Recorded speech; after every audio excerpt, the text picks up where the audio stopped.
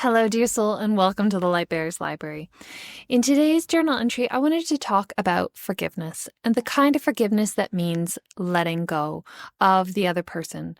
So I've been working through this in my own life over the last couple of years, dealing with some family members that, I love them dearly, and but I think what's happened is that there's been some hurt within myself where I've felt, not seen, unheard, judged unfairly.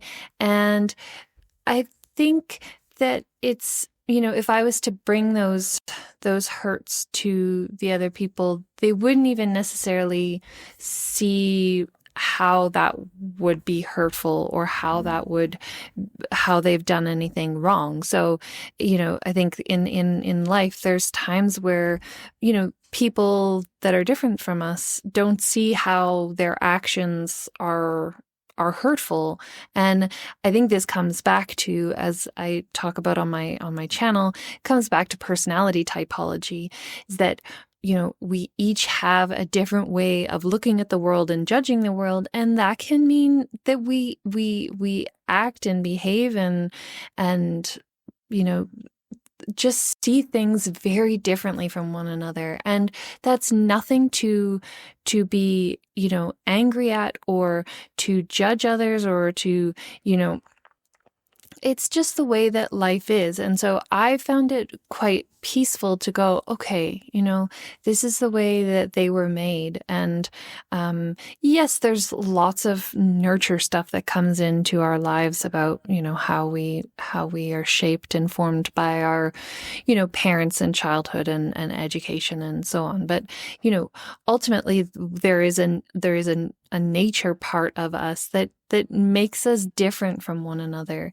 So, there are certain types that just will end up grating on each other a little bit more than, other types. And that's okay. There needs to be an acceptance of that within each of us, and that will help us to move through hurt and forgiveness and to move on. So I've come to this place of acceptance that some of my family members are very different from me, and to go, okay, that's how they live their life, and this is how I live my life and how I see things. So it's kind of like starting with that is a really good way of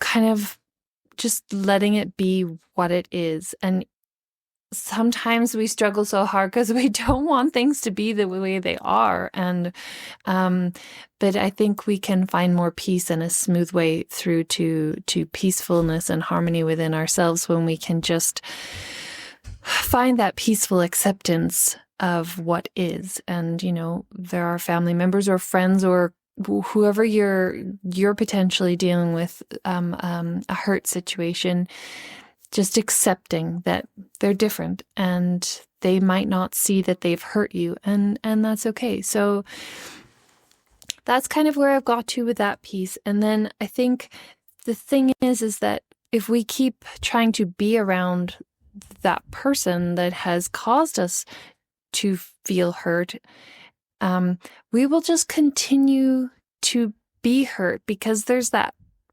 friction with their personality type and our personality type, or whatever it may be. And if we keep putting ourselves in a situation with the person that we're struggling with, we keep hurting ourselves. And so we need to kind of step away from that person so that we're not allowing them to hurt us, because they don't think they're hurting us, right? And we're feeling hurt. So if we keep putting ourselves in relationship with them, we're the ones then hurting ourselves. Does that make sense? That's kind of where I'm at, is like, okay, I need to stop engaging with family members that are inadvertently hurting me by if I send a text and then I don't hear back from them, or I send an email and I don't hear back from them, it's like at some point I have to accept that they don't want to be in communication with me, because if they did, they would, right? So, I'm the only one that's like continuing to try and have a relationship with someone that doesn't want to have a relationship, and I just keep hurting myself. So how do we forgive and then let go of these people in our lives that we potentially like love so much, but that cause us to feel hurt and pain, not because they mean to, right? And that's the hard part about it, is that they don't mean to hurt us, but it just does. So we need to take and accept what is. So I think we have to. I think what I'm realizing is I've started to come to terms with all of my fears of what it means to let go of relationships with these family members. What are my fears? So, what will I lose from like trying to uncover the unconscious things of why I still keep clinging to people that hurt me. And I think it's kind of like, okay, one of those things is loneliness. Well, I'll be lonely. Okay, so I'll be lonely. It's like, what are the, and it can get, I think the more nuance we get, the more clear we get about what it is that we think we'll be losing from that relationship. It could be, it could be that, like, I just had an idea. I don't have my stuff in storage with my family members anymore, but it's like I did. And it's like, it would have been like, oh, well, I'm going to have to like, take my stuff back from them, or whatever. It can feel really like superficial stuff, like, oh, but I think we really need to get real with ourselves about what it is that we're holding on to, and the fear of whatever that might be. It's like, oh, well, I borrow that family member's car to go get groceries, or I, whatever, I use their Netflix account, or you're not supposed to do that, but like all the things that the entanglements and attachments that are with people that we have, that are family. And so we have to look at all those things and say, okay, another thing might be, we might lose connection and contact with their children, right? As an aunt, it's like I have to kind of walk away from a deep relationship with their kids, because it's too painful a situation. And so it's kind of like, well, that's a loss for me. And so, and it could be a loss of a routine, a way of life, a loss of, I've valued family in my life, and it kind of feels like I have to let go of that value, for family. And it could be I turn that towards a new way of like finding, people that I'd like to be family with. And that's fine. But, it could mean kind of letting go of some of our values. It could be, we had a vision of what life could look like being in relationship with this person. We had a dream of a life that looked like, being an aunt or whatever it is in your life. And it's kind of like a loss of that dream and of that vision or that role. And, it could be a loss of hope. I had this kind of hope that I would maybe fill that sense of loneliness within myself with connection with family. And that's no longer the case. So it's like, okay, So I've come to a kind of place of of recognizing all these things and accepting them and kind of grieving them, mourning them. I think that's part of it, is mourning the loss of all of these things that, you know, whether it was concrete things like we like I said, or whether it's immaterial visions of what could be. And then we can, when we start doing that, then we can start taking back all our sort of psychic energy, if you want to call it, or whatever, the entanglement energy, and we can start pulling that back to ourselves and filling up our reservoirs of energy, and then we can start to turn our mind, our heart, our soul towards a new vision, new relationships, new connections, and then we can, new routines. Because if we don't start doing that, then we get stuck.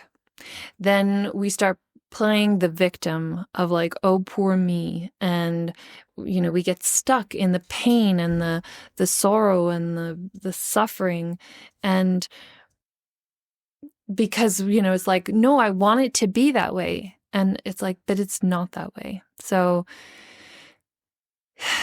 it's difficult. It's difficult. And, but I think we can start to see a life for ourselves without them in it.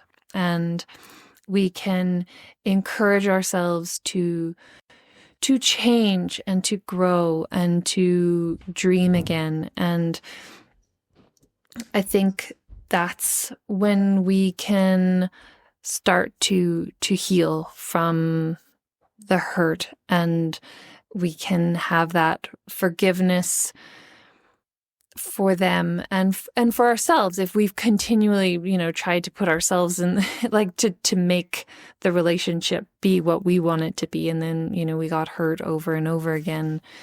And the hardest part, I think, where I'm at now is I've done a lot of those things, but it's kind of like stopping. Like, there's a temptation to want to re-engage with these people, re-engage with our family member. It could be like that, there's a, you had a boyfriend or a girlfriend or